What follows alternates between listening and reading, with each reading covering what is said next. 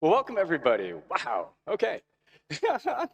Welcome everybody. Thanks so much for joining me today. My name is Brandon Minnick, and in this session, we'll be talking about correcting common async await mistakes in .NET. Now, I'm going to be moving fast because async await came out a long time ago, and every new release of .NET has come out with more async await goodies.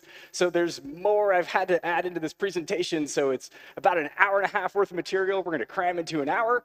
But don't worry, because if you go to this website that I made for you today, codetraveler.io/async await best practices, you can find everything we're covering today. You can find a recording of this talk from a previous NDC session.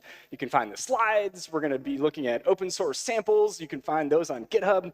They're all linked there along with a bunch of resources if you want to dive further down this rabbit hole.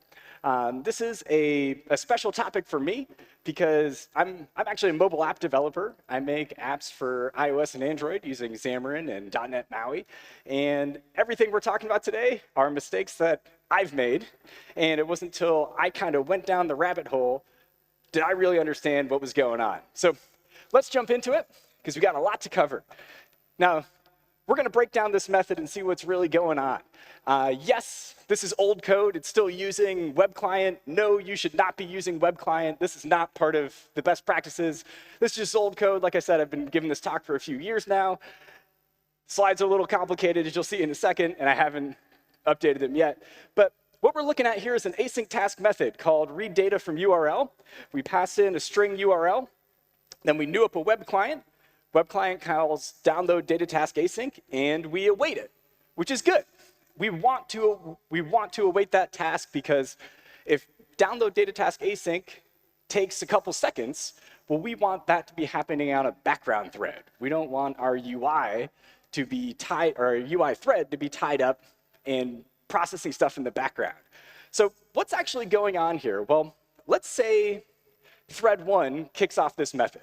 So thread 1 jumps into read data from URL, it news up web client, and it assigns byte array result.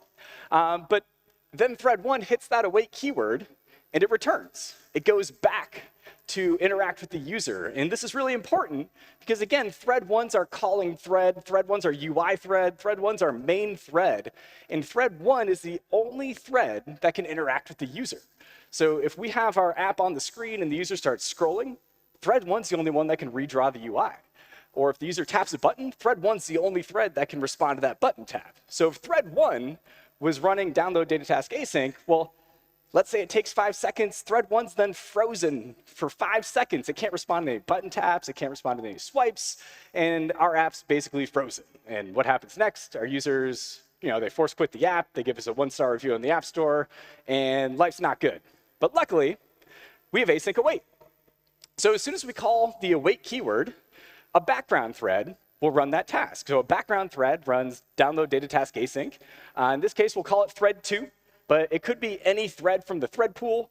We don't have time to dive into it today, but .NET has a thread pool that it manages for us. So every other thread other than thread 1 is a background thread. And depending on the size of your server, your phone, whatever is running the code, determines the size of the thread pool. So if you have more CPU power, more RAM, you'll have a bigger thread pool than, say, like a little Raspberry Pi. But when thread 2 is done, when download data task async is finished, thread 2 shouts back to thread 1 and goes, hey, I'm all done, you're back up, and thread 1 jumps back in, and thread 1 continues running our code. So thread 1 creates that string data by passing in the byte array, and then kicks off that load data method. So to really understand how all this works, because do threads really talk to each other? No, they're not people, they're just computer programs. We've got to look at the compiler-generated code. So what you might not know is anytime you create an async task method, the compiler creates all of this code for you. Now, the first thing you'll notice is the compiler generated a class. I didn't write a class, I made a method. But when this code compiles, the compiler turns our async task method into a class that inherits from iAsync state machine. Now, if you look closely, these variable names look very, very similar. Like this class is called angle bracket, read data from URL, angle bracket, d_1. You know, it's got a little bit of a funny name, but that's basically the same as my method name. And the compiler does this on purpose because we can't use angle brackets for our class names. That's an invalid class name if we were to write that code. But the compiler can do it, and it does it on purpose so that it avoids any conflicts. So this way, it can generate a class. It knows there's no other class in our code called angle bracket, read data from URL, angle bracket, because again, that'd be illegal for us to write. But the compiler knows the rules, so it can break its own rules.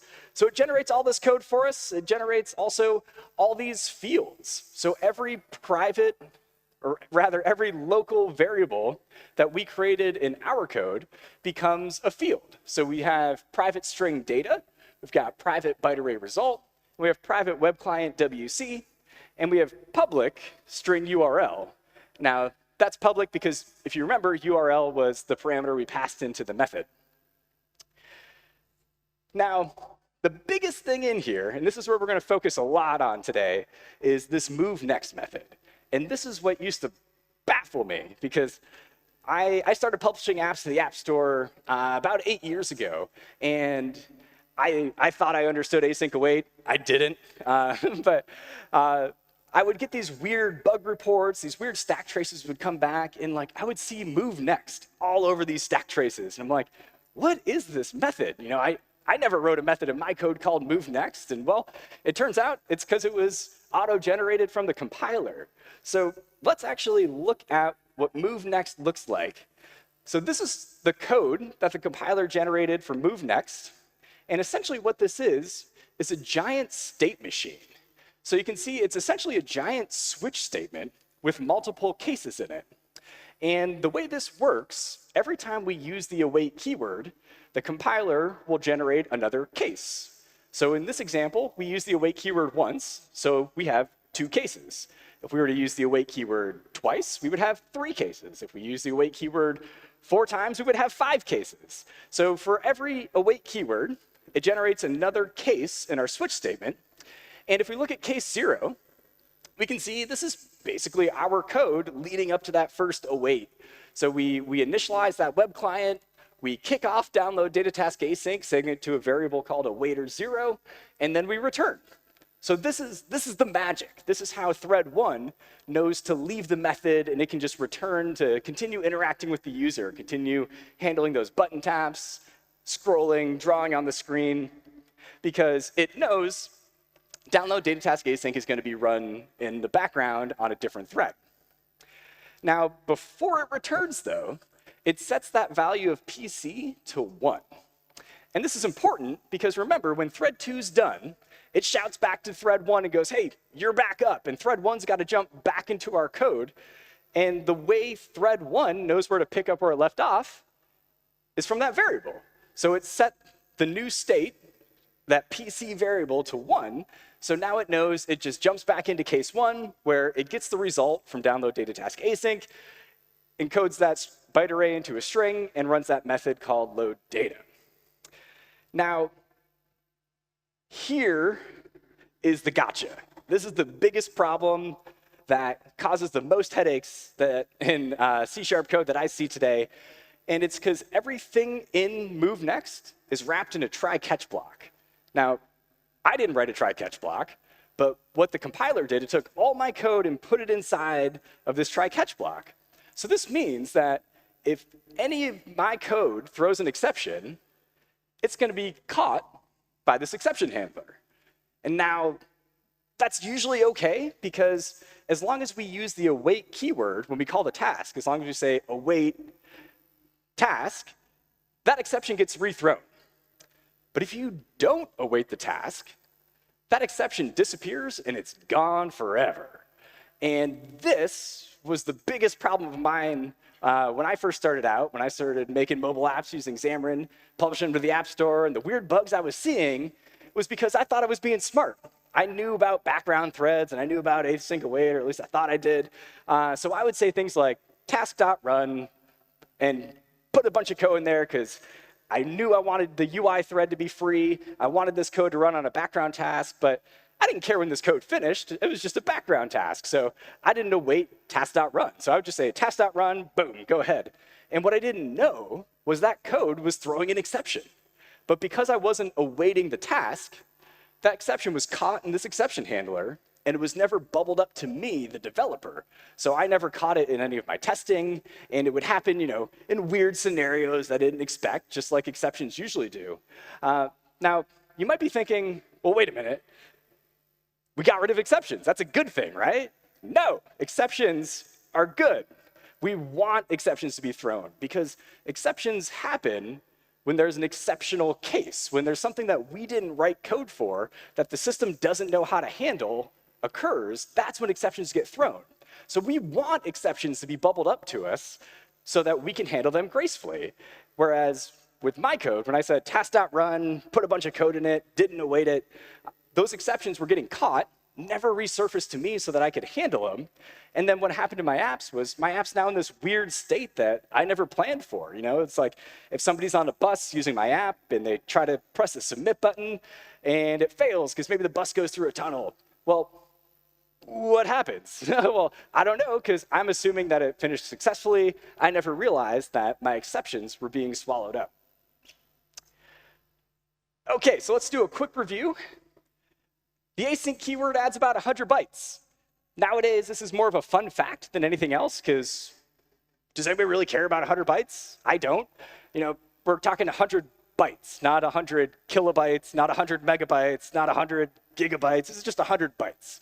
So this is more of a fun fact that, yes, the compiler has to write some extra code for us. So that extra code makes our app size a little larger. But in reality, I don't really care about this. But if you are working on an embedded system or Raspberry Pi, maybe this matters, but just know that every async class or every async keyword becomes a class, and that adds about 100 bytes to our app size. And we want to await every task, because like we said, non-awaited tasks hide exceptions, and that's a bad thing. We want exceptions to be rethrown, bubbled back up to us as the developer, so that we can handle them gracefully, and we can tell our app what to do if our app loses internet connection, for example. OK, so let's actually jump into some code here. I've got a sample app. And again, this is all open source. The link's available on the website. And I'll give you a chance to grab that link before we finish again today. But this sample app is just an app that I made to pull down the top stories from Hacker News. If you've never heard of Hacker News, it's a cool website where people can share cool tech stories. So if you're into that stuff, you can check it out. I like to flip through it every now and again. And so I made this app that goes out, pulls the top stories from the Hacker News API, and displays them here in the mobile app. So that way I don't have to click through them, and I can just tap on any of these, and I can read the article right here. So let's jump into this code. Now, again, don't worry about memorizing anything, because you'll see we're working in this class called News View Model Bad Async Await Practices. But the good news is I've already completed this for you. So there's another view model called Good Async Await Practices, where everything we're talking about today is already done. So let's jump into it. And the first one we have here, we have to refactor this method called refresh. Now, what we're looking at is this is the constructor of my class. And I'm calling this refresh method, which is what triggers when the user does pull to refresh on my app. So this is what's going to go out to the Hacker News API. It's going to get the top stories. And I put this in my constructor because it's kind of a bad experience if a user launches my app and then they have to manually pull to refresh. Like, if you're just greeted with a blank screen, you're not going to know what to do. You're going to think the app's broken. So I want that data to be there. So I want to call refresh as soon as this app launches. But here in the constructor, we can't use async await. And this is actually a good thing, because constructors aren't made for async await. Constructors are literally just to initialize a class as it gets assigned into memory. We're just supposed to set some variables, set some properties. We're not supposed to do any long-running tasks in the constructor. We're literally just creating an object so that C# can put that object in memory for us. So we'll never be able to use async await in the constructor. So OK, what do we do? Because I just said we need to await every task, and now we can't. Well, there's one cool thing we can do. I can create a method here called refresh, where I'll await that method. And then here, I'll just call my new method refresh.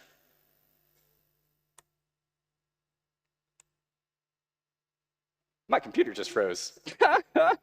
1 second, guys. I have no idea what's going on. Let's see. Yep. Now we're back. Sorry, hopefully that didn't mess up anything back there. All right. So now, in our constructor, we're calling this method refresh, which is void. So I don't get those squiggles anymore. And inside of this refresh method, I'm calling our async task method refresh, and I'm able to await it. Now, this is good code. It might not feel like good code because it's async void, right? And what are we told as C# developers? Never use async void. Async void's only meant for event handlers. We should never write an async void method. Well, it turns out this is actually a valid use case for async void. But my problem with that advice when people say, don't ever use it, never use async void, is nobody ever tells you why you shouldn't use async void. So let's look at why real quick. So one bad thing about async void is if we scroll down a little bit, we'll see this method here, it gets the top stories, it clears the collection, and then it inserts all the new stories into that collection.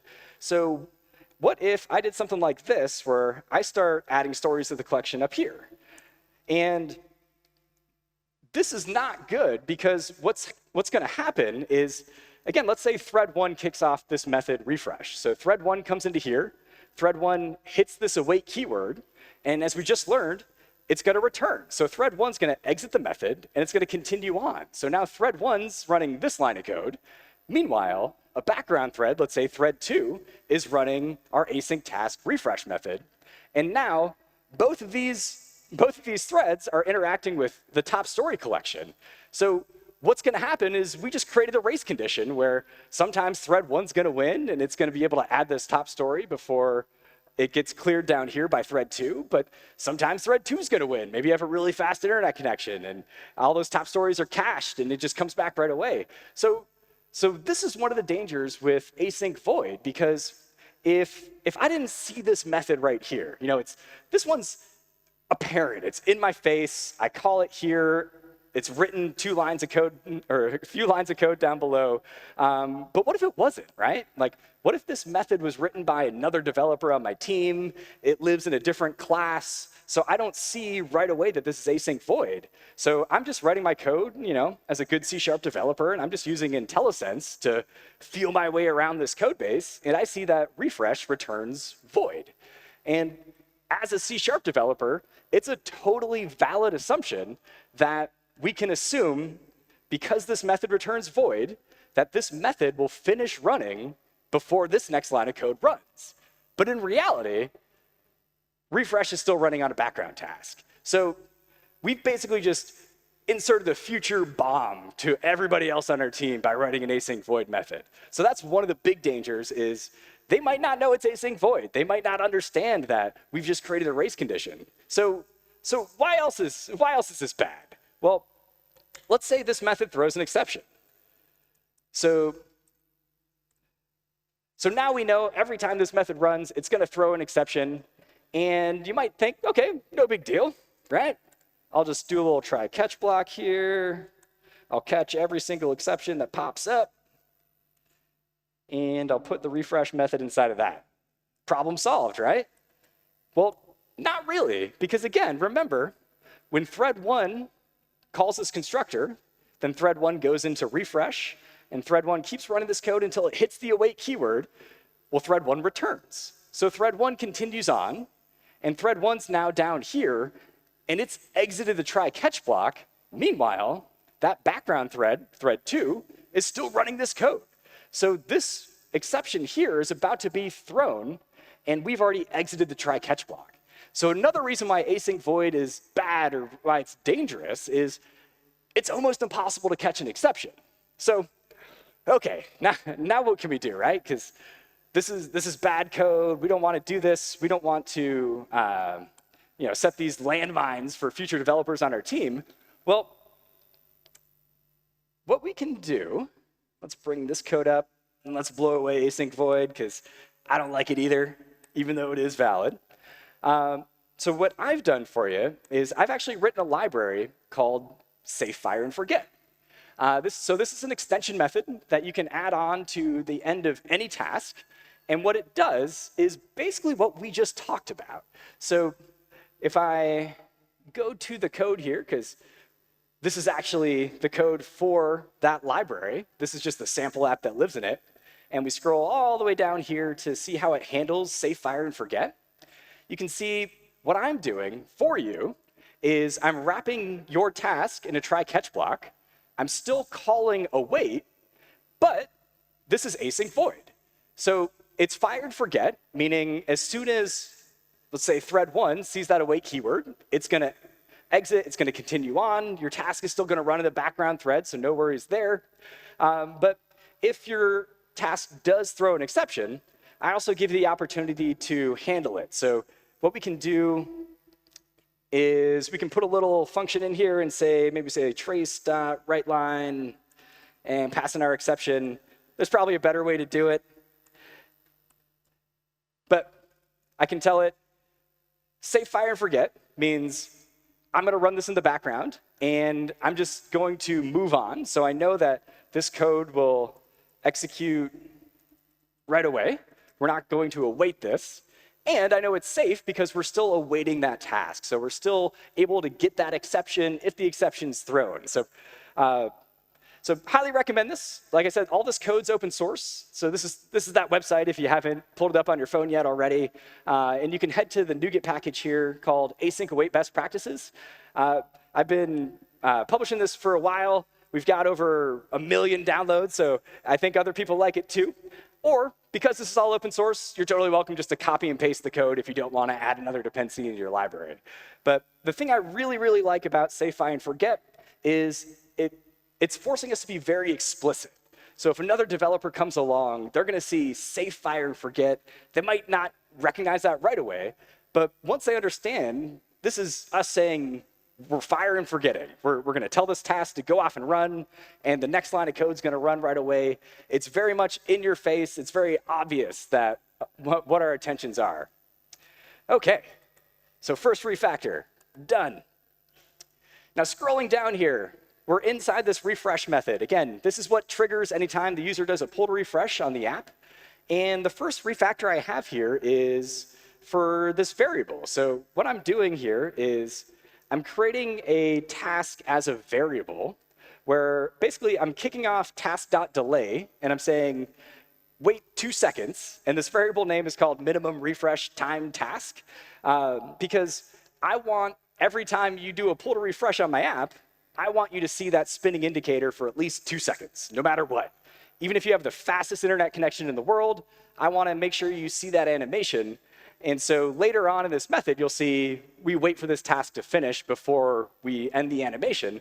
And this might feel a little weird or seem a little strange, but it's actually really common. I know in the mobile world, probably in the web world too, because we want our users to have a consistent experience. If they pull to refresh and they get all the data, and then let's say all that data gets cached, so the next pull to refresh takes half a second might not even be enough time for the animation to happen. So they might assume that the app didn't trigger the pull to refresh. And so they'll just keep pulling to refresh. And next thing you know, we're blowing up the Hacker News API because they don't realize that they actually have the latest data. So I want the app to take at least 2 seconds every time to show the little animation. And the reason I want to refactor this is because we have a cancellation token here. Now, as good C# developers, anytime we kick off a task, we should always pass in a cancellation token. But sometimes we have to use libraries that we don't own. So I can't always go and change a method to add a new parameter because maybe I'm using somebody else's NuGet package, right? So there's a cool thing we can do, and it's called .waitAsync. And inside of waitAsync, we can pass in that cancellation token. And what this extension method basically does is it bolts that cancellation token onto the original task. So now if my original cancellation token is canceled, so will task.delay. So it's a way to essentially bolt on a cancellation token if, for whatever reason, the async task method you're calling doesn't allow it. But again, we're good C# developers, so we're always going to have a cancellation token parameter. And as luck has it, so is the .NET team. They also allow us to pass in cancellation tokens. So we're just going to pass it in here instead of using wait async since it's already baked in for us. OK, the next refactor, we're calling get top stories. So what we're doing, we're getting the top stories from Hacker News. Then we're going to clear out the previous collection, and then we're going to add them into that collection in a sorted order. And this looks pretty good, right? Like we're using the await keyword, async task method. So why do we want to refactor this? Well, if we think about what's going on, let's say thread 1 kicks off refresh, right? So thread 1 runs this code, thread 1 runs this code, thread 1 comes all the way up to here until it hits the await keyword, and then thread 1 returns. And so get top stories is going to run on a background thread. Great, that's exactly what we want. But remember, when get top stories is done, it's going to pull thread 1 back in. So thread 1 now has to jump in to clear my top story collection and run through this for each loop. And again, thread 1, that's our UI thread. That's the only thing that can interact with the user. So if that's doing something else, that means it can't handle that button tap. It can't refresh the UI. And so if this for each loop takes 5 seconds, well, thread 1 is now locked up for 5 seconds. Our app is frozen for 5 seconds. So what we can do here is we can add in configure await false. Now, this looks a little weird, but it's an extension method on every task that tells .NET to say, I don't care what thread I return on. So again, with configure await false, thread 1 will run all this code. It'll hit the await keyword. Thread 1 returns. It goes back. It's now interacting with their user. Our app's working great. Everybody's happy. And now, when thread 2 is done running get top stories, it doesn't call back to thread 1. It just goes to the thread pool and says, hey, any available tasks? Anybody? And it just grabs whatever task or whatever thread is available to continue and running on our code. So highly recommend configure await false for a couple reasons. One, we've now ensured we're not going back to thread 1. So what if this was a game, right? Like what if this was a game that had to run at 60 frames a second, 120 frames a second? So thread 1's going to be really busy drawing the UI. And if we didn't have configure await false, and by the way, there is configure await true, but that's just the default. So configure await true is the same as not doing anything. But if we did call back to thread 1 and thread 1's really busy, well, our code's just sitting here. It's just paused until thread 1 is available to jump back in. But with configure await false, we can say, hey, I don't care what thread this continues on. Thread pool, just give me whatever thread is free, and I'm happy. So my rule of thumb, again, I'm a mobile app developer, and we use the MVVM architecture a lot. So my rule of thumb is in my view models, in my service layer, any parts of my code that never touch the UI, I configure await false everything. If I am in my UI layer, so maybe I'm handling a button tap and I need to redraw something on the page, then obviously don't use configure await false because you want to return to the UI thread to update the UI.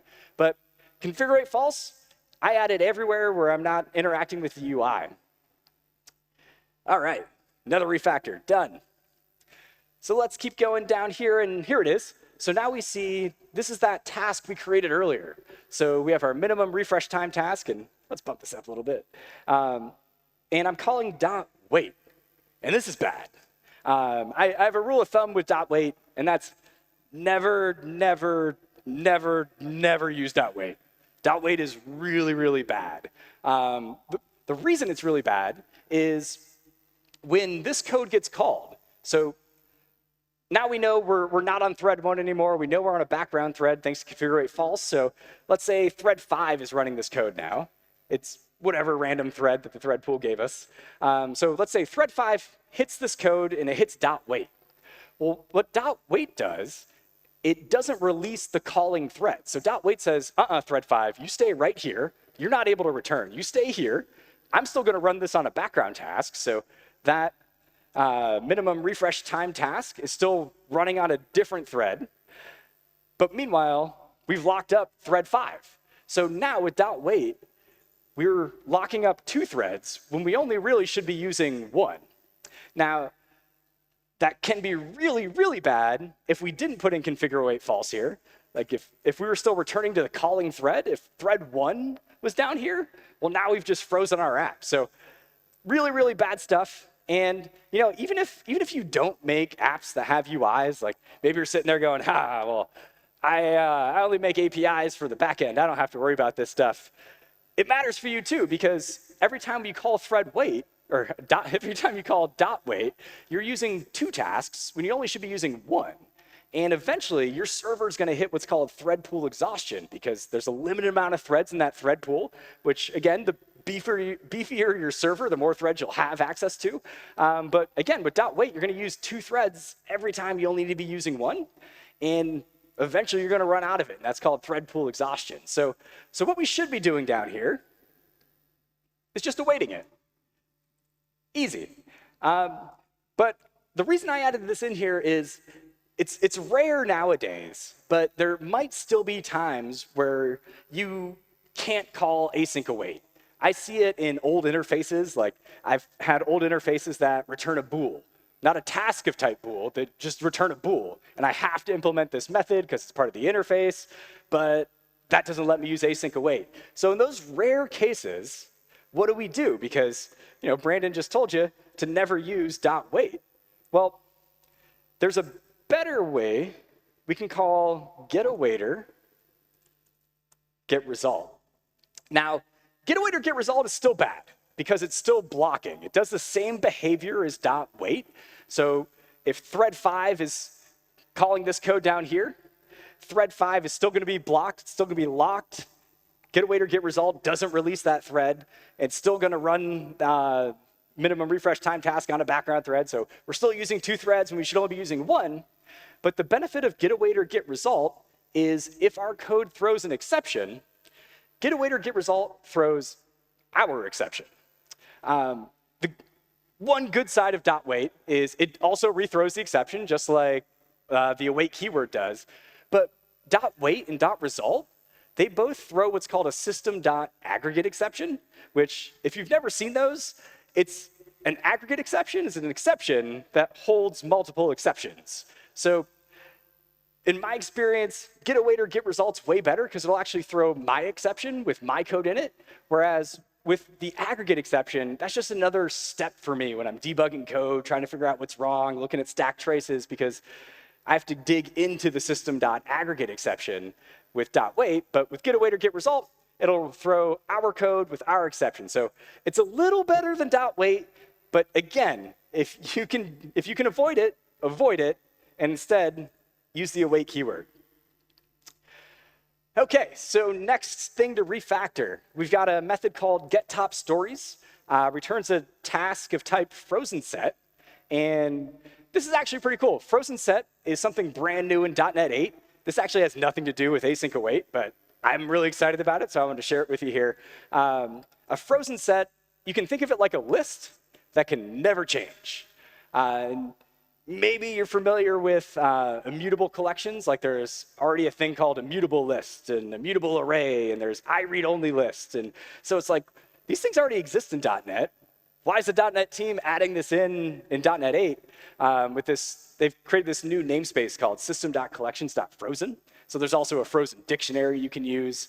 Well, the reason this is being added in is because, yes, you might have an immutable list, or you might be using a type of iRead-only list, but it's not really true because C#, we've got reference types, and anybody can always kind of come in and swap out a reference to an object in your list, and then all of a sudden your list is different now. So with frozen set, your list will never change. So I'm really excited for this because the way I like to write my code is anytime I get results back from an API or pull anything out of a database, I like to keep that immutable. I don't ever want that to change in case I need to reference it later. So what I love about frozen set is it'll never change. There's no way for another developer on my team to accidentally swap something out in the list.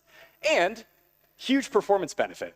because now .NET knows there's never, ever going to be anything writing to this set. It's actually not a list because it's not indexed, but there's never, ever going to be anything written. We're only going to create it once, so it can do a bunch of performance optimization, so your reads are going to be super fast on frozen sets. So like I said, nothing to do with async await, just highly recommend it. I'm a big fan of frozen, the new frozen collections namespace. And like I said, there's also frozen dictionary too, which also highly recommend. So we're looking at this code here, right? We're supposed to refactor this method, but I'm seeing we're using async await. We're calling configure await false, and this looks pretty good. I mean, it does kind of suck that we have to call configure await false every time, but that's kind of, it is what it is. I worked at Microsoft for about 7 years and worked closely with the .NET team, and I would always poke them. I was like, hey guys, give me a flag, give me a global flag that I can say configure await false is the default, because I'm tired of writing it so much. But they haven't done it yet. Maybe someday we'll get that. It doesn't exist today. It doesn't exist in upcoming version of .NET 8. So for now, we just got to call configure await false every time. But that's OK. And so this looks pretty good. But one thing we can do better is we could turn this into an iasync enumerable. Now, we don't have a ton of time today, so I'm going to cheat a little bit, and I'm going to go over to my good async await practices class and show you what this looks like. So if you haven't heard of iasync enumerable is what allows us to await await for each. So maybe you've used await for each in your code. If you haven't, what it's doing is it's awaiting this task, but this task is enumerable, meaning you can enumerate through it. You can move to the next one. So what happens is we call await, and again, we still want to call configure await false. We always want to pass in our cancellation token because, again, we're good C# developers. But basically, it's just a for each loop that every time there's a new value provided back in this async method, it'll run this code. So what's really cool about this, and here I'll jump back to the bad one, to show you for reference, this bad one is, I don't like it because we have to first get the top story IDs. The Hacker News API kind of sucks because I can't just say, give me the top stories. Instead, I have to call the first API and say, give me the IDs of all the top stories. And then once I have the ID numbers, I have to make subsequent calls for every single story to say, hey, for this ID, give me the story. So I don't know who came up with that idea, who wrote that API. I hate it. But that's what this code is doing, right? It's doing everything in serial. So one at a time, it's awaiting, getting the next story. And this is really slow because what if I have 50 top stories? What if I have 100 top stories? Well, now I'm going to have 100 API calls, one after each other?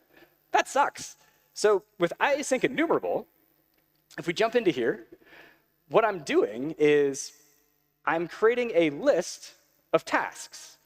And what I'm doing is saying for every story that I have an ID for, kick off this task. So this task, the API, Hacker News API service.getStory, will start running.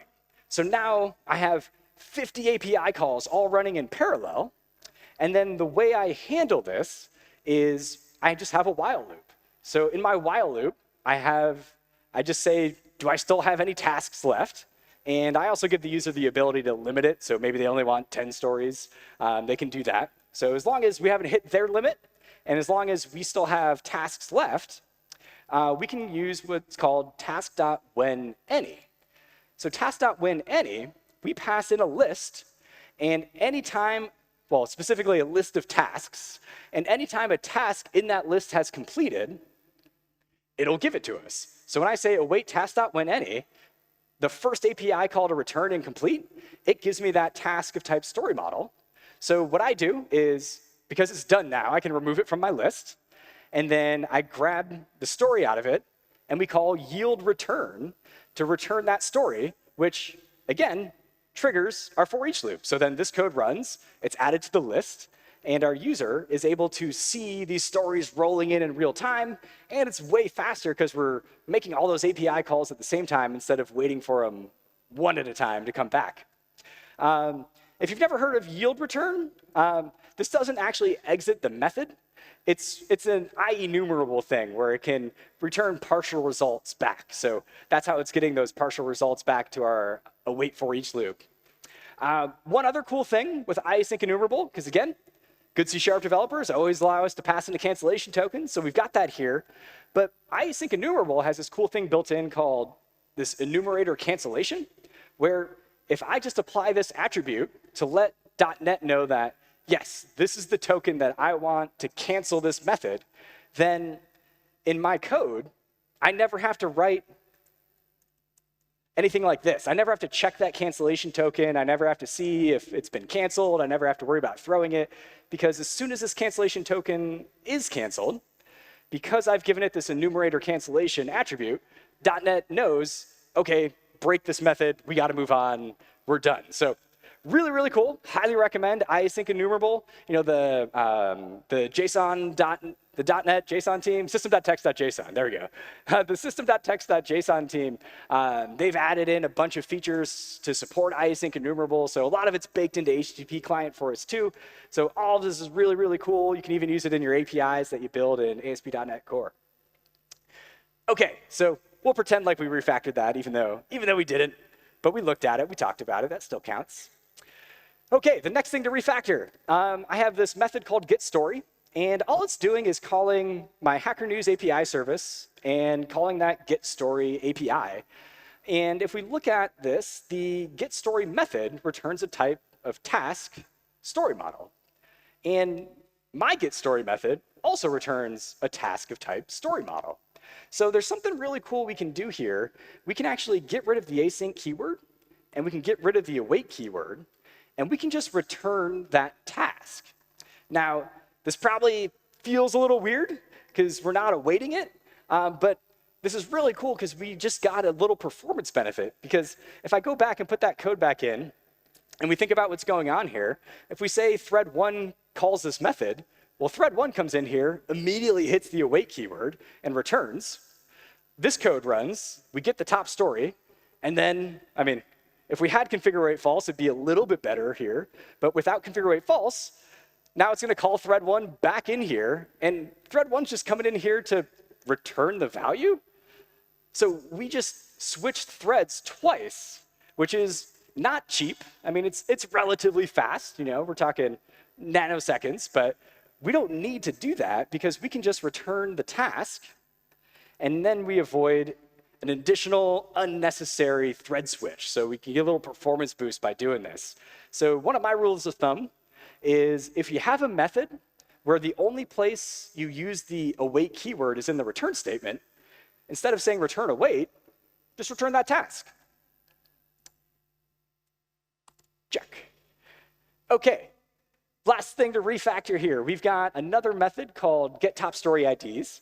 And you know, I just said it. I just said anytime we have a method where we only use the await keyword in the return statement, we should return the task. So that should be what we're doing here, right? You know, we can return the task, and we've got another return statement up here, but that's OK, because we can say task.fromResult, and we can pass in. There we go. So all of this looks fine. This is going to compile, but this is actually a trick question. This is one of the exceptions to that rule that I just introduced you to, because in this case, we're inside of a try-catch block. And so if we think about what's happening in this code, let's say, again, thread 1 calls this method. It comes into here. If statement's false. So we get to here, and we go to get the top story IDs, but thread 1 just returns. So we just hit this return statement. So we've exited this method. We're no longer inside of get top story IDs anymore, which means we're also no longer inside of this try-catch block. So caveat to the rule that I just shared with you is if you do have a return await inside of a try-catch block, keep it. And again, that's from a lot of experience where I've made that mistake one too many times. Another place where we want to keep that is if we have a using block. So think about iDisposable, right? We can say using blah, blah, blah. We've got our brackets. And at the end of that using block, that object's going to be disposed. And I've also added bugs to my app where I didn't return await, because I said, I don't need it. I want to save the thread switch. And again, what happened was we left the method, which means we left the using block, which means that object that I needed just got disposed and weird errors happened. So if you're inside of a try-catch block, or if you're inside of a using block, keep return await. If you're not, you don't need it. Now, what can we do here? I mean, I see right away we don't have configure false. Shame on me. So let's put that in there. But this all looks pretty good. However, we have this line of code here. We have a spot in our method where we don't use the await keyword. So what I've done here is, again, to prevent my users from just hammering the Hacker News API, I say, if you've already gotten the data within the last hour, the top stories don't change that much. I don't want somebody sitting there just calling the API all day. So to try and limit that, I say if the data is recent, within an hour, then just grab the IDs we've already got. We can refresh the links and we can still do everything, but we don't need to make another API call. And now we're in an async method where we're not calling the await keyword. And if you think about this, this is the hot path of our method. This path here will be called more than this path. So the first time the user launches our app, the data is not going to be recent, so it's got to go get those top story IDs. But then the second time they refresh the app, we're going to go down this part of the method. And the third time, we're going to go down this part of the method. So the majority of the time this method gets called, we don't use the await keyword. There's something cool we can do. And instead of returning a task, we can return a value task. Now, value task is kind of the same thing as a task. It's not exactly the same. And again, I've got some documentation on the website for you where if you want to dig down deep into this, you can see exactly all the differences. But the biggest difference is value task is a value type. And if you remember in C#, we've got reference types and we've got value types. Reference types live in the heap. Value types live in the stack. And the reason why value task is better in this case, because it can't do everything a task can do, but if we're just doing a method return, totally fine. You have nothing to worry about with value task.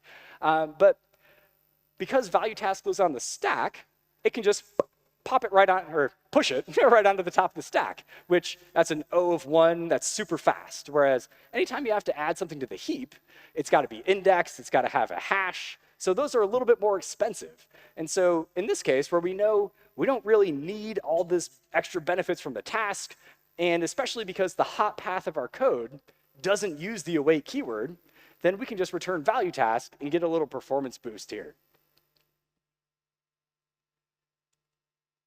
And done. All right, so we fixed the code. Whew. So I know I threw a lot at you, so let's do a quick review. These async await best practices. Never use .wait, never use .result. Nowadays, everything should be asynchronous.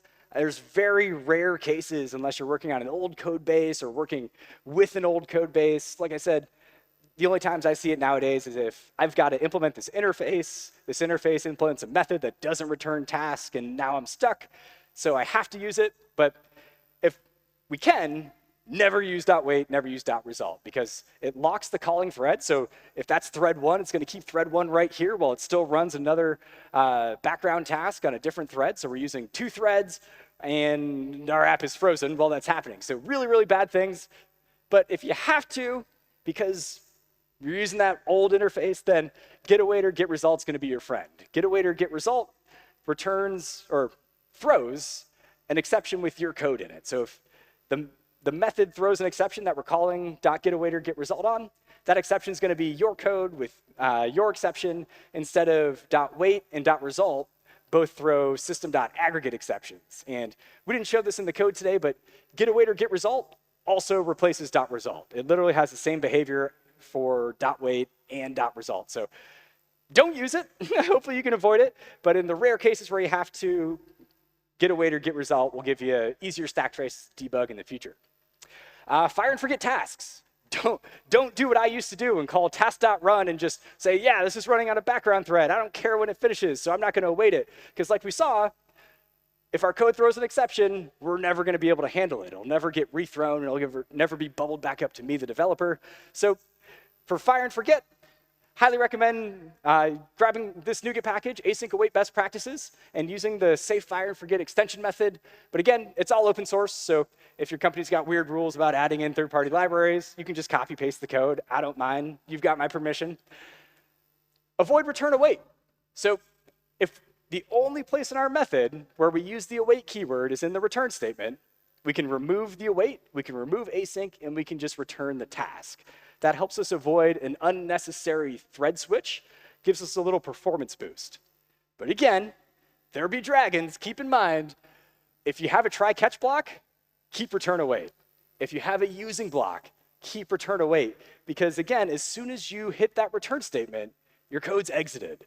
But if you have return await, it's at least going to wait for that task to finish before returning. So try to avoid it if you can, if you want to get a little performance boost, unless you're in a try-catch block or a using block.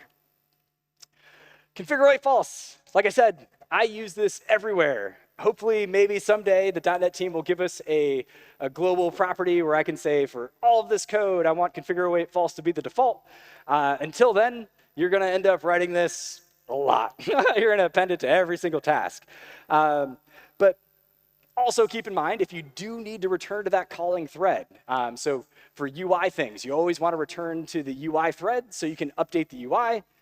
You don't want to use configure await false. Another example, Entity Framework, EF Core, can be fickle with this. Sometimes it needs everything to be on the same thread. So some places where you don't want to use configure await false, yes, but my rule of thumb, for me, as a mobile app developer, making .NET MAUI apps, if I'm in my view model layer, if I'm on my services layer of my app where I'm never going to touch the UI and I'm not using crazy things like Entity Framework, I configure await false everything to get that performance benefit. So I don't have to return to the calling thread. Now, there is a caveat to this. We didn't have time today to jump into what's called the synchronization context. Again, that's linked on the website if you want to dig into it. But basically, the synchronization context is what helps you get back to the UI thread. So pretty much every .NET framework has a synchronization context, but ASP.NET Core doesn't. So there's this weird caveat with configure await false because ASP.NET Core doesn't have a synchronization context to tell it, I don't care what thread I return to. So by default on ASP.NET Core, you're always, or rather, you'll never return to the calling thread. You're always going to go back to whatever thread pool thread is free. Just something to keep in mind. You can still call configure await false in your ASP.NET Core code. It's not going to break anything. I actually still do it as a best practice, just in case we need to copy paste that code into somewhere else. But there is a thing called synchronization context, and ASP.NET Core doesn't have one. But Xamarin, WinForms, WPF, WinUI, Blazor, pretty much every other .NET framework, configure await false. Use it.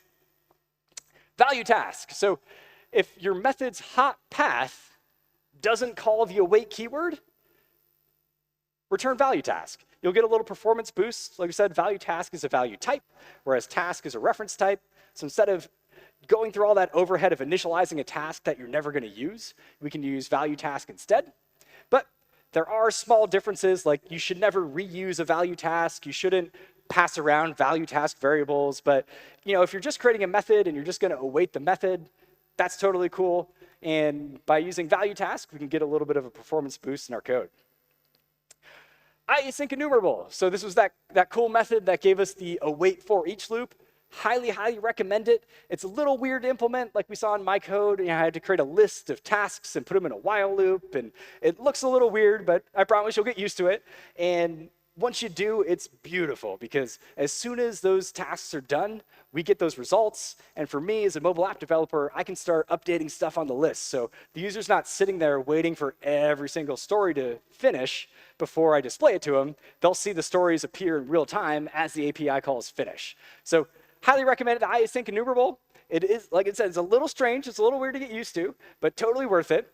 And remember, we always want to pass in a cancellation token to any time we have an async task method. Same is true with async enumerable, but we want to add this enumerator cancellation attribute to that cancellation token so that the async enumerable just stops for us. So .NET helps us out with that. Wait async. So remember, if there's ever a method where you have to await it, you should be passing in a cancellation token. But sometimes that exists where the developer didn't give us that option. So if you ever hit one of those scenarios, totally okay, because you can still call .wait async at the end and basically just bolt on that cancellation token. So it's essentially a way to still pass in a cancellation token to that task, even if that developer before us didn't allow us to do it. All right, there is one thing we didn't talk about today, or we didn't look at in code rather, but it's really important and it's really, really cool. It's called async disposable. So we've talked about disposable, where it's a using block, and when that using block is finished, then you can dispose properly of objects. So for big things like file streams, we always want to make sure we're good developers and we dispose of those. With .NET now, we also have async disposable.